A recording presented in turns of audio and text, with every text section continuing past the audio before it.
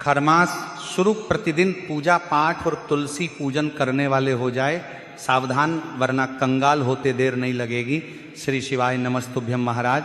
जैसा कि आप सभी जानते ही हैं कि 15 मार्च से खरमास की शुरुआत होने वाली है। ऐसे में भक्तों, खरमास शुरू होते ही प्रतिदिन की जो पूजा होती है इसके नियमों में बदलाव हो जाता है। इसी के साथ महाराज खरमास का जो सबसे अधिक प्रभाव है वह तुलसी पूजा पर पड़ता है, क्योंकि खरमास में माँ तुलसी को जो भी वस्तुएं अर्पित की जाती हैं वह सभी बदल जाती हैं, साथ ही माँ तुलसी की पूजा विधि भी बदल जाती है। तो इसीलिए आज के इस वीडियो में हम जानेंगे कि खरमास में प्रतिदिन का पूजन करते समय और तुलसी माता का पूजन करते समय कौन कौन सी सावधानियां रखनी चाहिए। इसी के साथ खरमास में वो रविवार के अलावा एक और दिन ऐसा होता है जिस दिन माँ तुलसी को जल अर्पित नहीं किया जाता है। यदि आपने यह गलती की तो आपको इसका दोष भुगतना पड़ता है। तो महाराज खरमास से जुड़ी हुई समस्त जानकारी के लिए वीडियो के अंत तक बने रहिए, और यदि आपको जानकारी उचित लगे तो वीडियो को लाइक करें, चैनल को सब्सक्राइब करें और कमेंट बॉक्स में ओम नमः शिवाय या हर हर महादेव जरूर लिखें। तो चलिए सबसे पहले बात करते हैं खरमास में प्रतिदिन के पूजा पाठ के नियमों के बारे में। तो महाराज आप सभी में से अधिकांश लोग प्रतिदिन पूजा पाठ जरूरी करते होंगे, फिर चाहे आप भगवान शिव की पूजा करें, लड्डू गोपाल जी, शालिग्राम जी या भगवान विष्णु जी, किसी की भी पूजा पाठ करें, तो ये जो पूजा पाठ है इस खरमास में बदल जाता है। प्रतिदिन की पूजा में पंचदेव की पूजा का विधान बताया गया है, और पंचदेव में गणेश जी, भगवान विष्णु, भगवान शंकर माँ, पार्वती अर्थात माँ दुर्गा और सूर्य देव होते हैं। अब महाराज जब भी आप प्रतिदिन का पूजन करते हैं तो उसमें आपको आह्वान भी करना होता है। आह्वान पूजा वह होती है जिसमें आपको बोलना होता है कि हे प्रभु आप यहाँ आए और हमारी पूजा को स्वीकार करें। तो ये जो आह्वान पूजा है यह खरमास में बंद हो जाती है। अब महाराज बंद होने का कारण एक ही है कि दैनिक पूजन में पंच देवों का पूजन किया जाता है, जिनमें सूर्य देव भी शामिल होते हैं, और खरमास के दौरान सूर्य देव को बुलाया नहीं जा सकता है, यानी कि उनका आह्वान नहीं किया जा सकता है, क्योंकि खरमास के दौरान सूर्य देव गुरु की राशि में गोचर कर रहे होते हैं। यानी कि इस समय सूर्य देव बृहस्पति के घर में विराजमान होते हैं, और देव गुरु बृहस्पति के घर में होने के कारण सूर्य देव उनकी सेवा में लगे होते हैं। इसीलिए महाराज खरमास के दौरान इन ग्रहों को आह्वान करके पूजन आदि करना वर्जित बताया गया है, क्योंकि इस समय भगवान सूर्य गुरु बृहस्पति की सेवा में लगे होते हैं, तो वह उनकी सेवा छोड़कर आपके यहाँ आएंगे नहीं। इसी के साथ महाराज सूर्य देव का जो तेज है वह अनंत होता है, तो सूर्य देव के तेज के सामने बाकी के जो भी ग्रह होते हैं वह सभी शून्य हो जाते हैं, यानी कि वह सभी निस्तेज हो जाते हैं। इसी कारण खरमास से पहले ही शुक्र अस्त होते हैं। शुक्र अस्त इसलिए होते हैं क्योंकि इस समय शुक्र सूर्य के बहुत नजदीक आ जाते हैं, इसीलिए सूर्य के सामने सभी ग्रह निस्तेज हो जाते हैं। इसी कारण से इसको कहते हैं कि शुक्र अस्त हो गए हैं, और ये सभी ग्रह मार्च के बाद ही सूर्य के प्रभाव क्षेत्र से बाहर आएंगे और अपने तेज में दिखाई देंगे, और तभी से सूर्य उदय होंगे। तो भक्तों, इतना अधिक प्रभाव होता है सूर्य देव का ग्रहों पर, और सूर्य देव का तेज इतना अधिक होता है कि इससे ही हमारी पृथ्वी प्रकाशित होती है, स्वयं चंद्रमा भी उन्हीं से प्रकाशित होता है, तीनों लोक में उजाला भी सूर्य देव का ईसा है। तो इस समय शुक्र अस्त होता है, और खरमास के दौरान सूर्य देव गुरु बृहस्पति के घर में होते हैं, और देव गुरु बृहस्पति देवताओं के गुरु हैं, इसीलिए उनके बिना कोई पूजा पाठ हो ही नहीं सकती है। इसीलिए महाराज खरमास में सभी ग्रहों का जो निस्तेज है वह शून्य हो जाता है, इसीलिए इस समय में मांगलिक कार्यों को करने की मनाही होती है। और महाराज यदि आप प्रतिदिन की पूजन में सूर्य देव का आह्वान करते हैं पूजन के लिए, तो यह अशुभ कार्य होता है, क्योंकि यह संभव नहीं है कि वह आकर आपकी पूजा स्वीकार करे। इसीलिए आपको खरमास के दौरान आह्वान नहीं करना चाहिए। तो महाराज सवाल ये उठता है कि बिना आह्वान के पूजा पाठ किस प्रकार से किया जा सकता है खरमास के दौरान। तो देखिए, सबसे पहले तो आपके पूजा मंदिर में जो भी आपने तस्वीर लगाई हुई है उन्हें आपको स्नान करवाना है।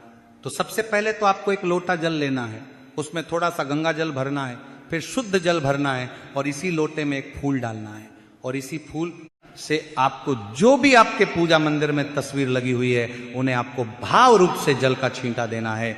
स्नान कराएं और फिर साफ वस्त्र से उन सभी को पोंछ दीजिए, फिर उन सभी का तिलक कीजिए। तिलक करने के बाद फिर पुष्प अगर आपके पास है तो अर्पित कीजिए और अंत में आरती कीजिए। आरती करने के लिए आपको धूप दीप जलाना चाहिए और फिर आपको भगवान का भोग लगाना है। तो महाराज ये हो गया खरमास की प्रतिदिन की पूजा का नियम। अब प्रश्न ये उठता है कि इसमें परिवर्तन क्या होगा और खरमास की पूजन में हमें क्या नहीं करना है। तो देखिए भक्तों, जो रोली और चंदन होता है, इसमें रोली का तिलक आपको जो भी देवी स्वरूप है, चाहे माँ दुर्गा हो, माँ सरस्वती हो, माँ लक्ष्मी हो, माँ पार्वती हो, उन सभी को आपको रोली या कुमकुम से तिलक करना है। और खरमास के दौरान देवी स्वरूप को चंदन का तिलक नहीं करना, इस बात का आपको विशेषकर ध्यान रखना है। अब महाराज जो भी देव स्वरूप है उन्हें आप रोली या फिर चंदन का तिलक लगा सकते हैं, लेकिन जो लोग प्रतिदिन भगवान शिव की पूजा करते हैं तो उन्हें ध्यान रखना है कि आपको कभी भी रोली या फिर कुमकुम से तिलक नहीं करना है। उनको आपको मात्र सादे चंदन से ही तिलक करना चाहिए। चंदन आप कोई सा भी उपयोग कर सकते हैं, लकड़ी वाला या पाउडर के रूप में या सूखा चंदन या गीला चंदन, लेकिन आपको चंदन का प्रयोग ही करना है। भगवान शिव के पूजन में कुमकुम का प्रयोग नहीं करना है। अब महाराज बात आती है आरती की, खरमास के दौरान आरती करना चाहिए या नहीं और कौन सी आरती करना चाहिए। तो देखिए महाराज, यदि आपके पूजा मंदिर में लड्डू गोपाल जी हैं, माँ दुर्गा है, माँ लक्ष्मी की प्रतिमा है, भगवान श्री राम जी हैं, हनुमान जी हैं, शिव जी हैं, गणेश जी हैं, यानी कि सभी देवी देवता हैं, तो फिर आप ओम जय जगदीश हरे ये आरती भी गा सकते हैं। फिर चाहे आप कृष्ण जी की आरती उतारे, राम जी की आरती उतारे, हनुमान जी की आरती उतारे, तो आप ओम जय जगदीश हरे आरती गा सकते हैं। और यदि आपके पास समय थोड़ा अधिक रहता है तो आप गणेश जी की आरती करके फिर ओम जय जगदीश हरे आरती गा सकते हैं। अब देखिए, आरती आप सुबह के पूजन में भी कर सकते हैं और शाम के पूजन में भी आरती गा सकते हैं। इसी के साथ महाराज खरमास में कपूर की आरती करना भी कल्याणकारी माना गया है। तो यदि संभव हो तो आप कपूर जलाकर भी खरमास के दौरान आरती कर सकते हैं, बहुत अधिक शुभ माना जाता है। महाराज अब हम बात करते हैं खरमास में तुलसी माता का पूजन किस प्रकार से करना चाहिए और इसमें क्या क्या बदलाव हमें करने हैं। लेकिन उससे पहले बात करते हैं सूर्य देव के पूजन की, क्योंकि इस समय में सूर्य देव की आराधना भी बड़ी ही कल्याणकारी कही गई है। तो भक्तों, जो खरमास का समय है इसमें आपको प्रतिदिन सूर्य देव को जल अवश्य अर्पित करना चाहिए।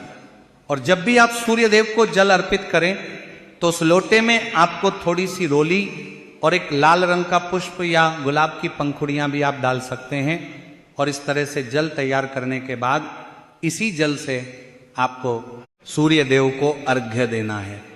जो व्यक्ति पूरे खरमास के दौरान इस प्रकार से सूर्य देव को अर्घ्य देता है तो उसकी कुंडली में यदि सूर्य ग्रह कहीं गलत स्थान पर भी होंगे तो उसका जो फल है वह भी आपके लिए उत्तम हो जाएगा। तो जितना हो सके इस पूरे महीने खरमास के दौरान उसका जो फल है वो पर आपको सूर्य देव की आराधना करनी चाहिए। अब महाराज आपका सवाल रहेगा कि गुरुजी, अभी तो आप कह रहे थे कि इस समय सूर्य देव की पूजा करना शुभ फलदायी नहीं होता है, या सूर्य देव की उपासना नहीं करनी चाहिए, या उनका आवाहन नहीं करना चाहिए। तो महाराज यहाँ उनका आवाहन नहीं करना चाहिए, समझने का फेर है, आहान पूजन वर्जित है। मात्र ऐसी पूजा जिसमें सूर्य देव को जल दिया जाए वह पूजा आपको नहीं करना है। जल देना, सूर्य के मंत्रों का जाप करना, इससे तो सूर्य का तेज बढ़ता है और जब आप किसी का तेज बढ़ा रहे हैं तो वह प्रसन्न होंगे और वह आपको मनचाही इच्छा प्रदान करेंगे। इसलिए सूर्य को जल देना, सूर्य की आराधना करना अलग चीज है और सूर्य की आहान पूजन करना अलग चीज है। आह्वान पूजन नहीं करना है। जितना हो सके सूर्य देव की आराधना कीजिए, मंत्र जप और सूर्य देव को जल दीजिए। इन दिनों में सूर्य स्त्रोत सुनने का भी फल उत्तम कहा गया है, इसीलिए सूर्य की आराधना में उनके पाठ और स्त्रोत भी आप सुन सकते हैं। नवग्रहों में सूर्य देव राजा हैं तो राजा जो है उनके मुख पर तेज है। यदि आप चाहते हैं कि आपका ओरा बुलंद हो, आपकी पहचान बने, समाज में आपकी इज्जत हो, प्रतिष्ठा बने, जहाँ जाए वहाँ लोग आपको पूछे, व्यक्तित्व प्रभावशाली हो, तो इसके लिए सूर्य की आराधना अवश्य करनी चाहिए। और ये खरमास का समय इसके लिए सर्वोत्तम है। इसका लाभ लीजिए, अपने सूर्य को बलिष्ठ कीजिए और समाज में अपना प्रभुत्व दिखाइए। अब बात करते हैं तुलसी पूजन की। तुलसी पूजन में खरमास में कौन कौन से बड़े बदलाव आ जाते हैं, बात करते हैं। पर से वह कार्य है जो आपको खरमास के दौरान नहीं करने हैं, साथ ही कौन सी वह वस्तुएं हैं जो आपको माता तुलसी के पूजन में खरमास के दौरान समर्पित नहीं करनी है, क्योंकि तुलसी पूजन आप सभी अपने घरों में जरूर करते हैं। तुलसी पूजन ऐसा पूजन है जो सनातन धर्म को मानने वाले लगभग सभी घरों में किया जाता है। और खरमास एक ऐसा महीना है जिसमें तुलसी पूजा में बदलाव आ जाता है। तो देखिए भक्तों, एक तो अभी गर्मियों का समय आरंभ हो चुका है, यानी कि भारत के सभी प्रांतों में लगभग गर्मियों का मौसम लग चुका है। तो महाराज इस मौसम में आपको तुलसी माता को जल थोड़ी अधिक मात्रा में देना चाहिए, लेकिन बहुत अधिक मात्रा भी जल की नहीं होनी चाहिए, क्योंकि यदि घर में जितने सदस्य हैं, यदि सभी सदस्य एक एक लोटा जल प्रतिदिन तुलसी माता को समर्पित करेंगे तो इससे तुलसी माता की जो जड़ें हैं वह गलने लगेगी। इसीलिए जल की मात्रा आपको बढ़ानी है, लेकिन 1 से 2 लोटे ही आपको जल देना है। और खरमास 15 मार्च से शुरू होगा, जो कि 14 अप्रैल को समाप्त होगा। तो इसमें आपको किसी भी दिन तुलसी माता को एक लाल रंग का कपड़ा या लाल रंग की चुनरी अवश्य ही उड़ाना चाहिए। ऐसा करना बहुत ही शुभ माना जाता है और इससे आपको भगवान विष्णु माता लक्ष्मी का आशीर्वाद भी प्राप्त होता है। अब महाराज, यदि आपके घर में तुलसी जी गमले में हैं तो उस गमले को आपको प्रतिदिन छांव में भी अवश्य रखना चाहिए, यानी कि ऐसे स्थान पर रखिए जहां पर सूर्य का प्रकाश सीधे तुलसी जी के पौधे पर बहुत अधिक मात्रा में न आए, और तुलसी जी के गमले को कभी भी दक्षिण कोने में नहीं रखना चाहिए। इसका भी आपको ध्यान रखना है। अब महाराज बात करते हैं कि तुलसी पूजन में आपको खरमास के दौरान कौन कौन सी सावधानियां बरतनी चाहिए। तो महाराज सबसे पहले तो आपको सुबह उठना है, स्नान आदि करना है। फिर आपको प्रतिदिन जिस तरह से आप तुलसी जी में जल अर्पित करते हैं उसी तरह से आपको जल अर्पित करना है, लेकिन कुछ चीजें आपको बदलना है। तुलसी जी को जो आप प्रतिदिन रोली या कुमकुम से तिलक करते हैं वह आपको इस खरमास के दौरान नहीं करना है। तो खरमास के दौरान आपको तुलसी माता को रोली या कुमकुम से तिलक नहीं करना है, बल्कि चंदन से तिलक करना है। अब महाराज इसी के साथ में आप सभी जानते ही हैं कि तुलसी जी का श्रृंगार करना कितना अधिक शुभ माना जाता है, यानी कि उन्हें श्रृंगार की सामग्रियां अर्पित करना कितना अधिक शुभ होता है। लेकिन आपको इस खरमास के दौरान तुलसी माता को श्रृंगार की सामग्रियां अर्पित नहीं करनी है। चाहे खरमास में एकादशी हो या पूर्णिमा हो, कोई भी तिथि हो, उसमें आपको खरमास के दौरान तुलसी माता को श्रृंगार की सामग्री अर्पित नहीं करनी है। तो खरमास में इस बात का भी आपको विशेष ध्यान रखना है।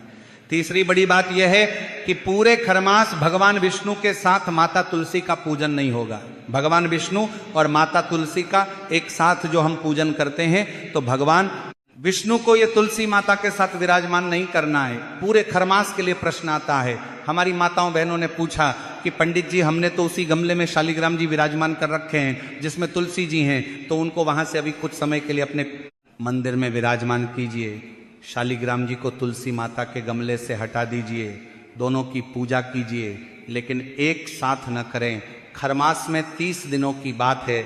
अब बात आती है कि खरमास कब शुरू होगा और कब समाप्त होगा। तो महाराज खरमास की शुरुआत 15 मार्च से होने वाली है और ये 14 अप्रैल को समाप्त होगा। 15 मार्च को जब मीन की संक्रांति होगी, सूर्यदेव मीन राशि में प्रवेश करेंगे तो खरमास शुरू होगा। और जब मेष की संक्रांति होगी 14 अप्रैल को, सूर्यदेव जब मेष में प्रवेश करेंगे मीन राशि से निकल के, तो यह खरमास समाप्त हो जाएगा। चौथी बड़ी बात यह है कि रविवार को हम विशेष रूप से तुलसी में जल नहीं देते हैं, उसका आप ध्यान रखिए। लेकिन एक और है, जिस दिन आपको खरमास में जल नहीं देना है, खरमास में मंगलवार को भी जल देने की मनाही कही गई है कि मंगलवार के दिन भी तुलसी माता में खरमास के समय पर जल नहीं अर्पित करना चाहिए। तो इसका आप ध्यान रखिएगा। बाकी दिनों में जल देने के जो नियम है वह उसी प्रकार से रहेंगे। और दीपक भी आप प्रतिदिन तुलसी के वहां लगा सकते हैं। केवल रविवार के दिन आपको तुलसी जी को स्पर्श नहीं करना है और एकादशी और द्वादशी पर भी आपको ना स्पर्श करना है और ना ही तुलसी दल तोड़ना है। ऐसा करने से भयंकर दोष लगता है। तो यह थी खरमास से जुड़ी हुई संपूर्ण जानकारी। यदि आपको वीडियो से जुड़ी हुई जानकारी अच्छी लगी हो तो वीडियो को लाइक करें और चैनल को सब्सक्राइब जरूर करें। धन्यवाद।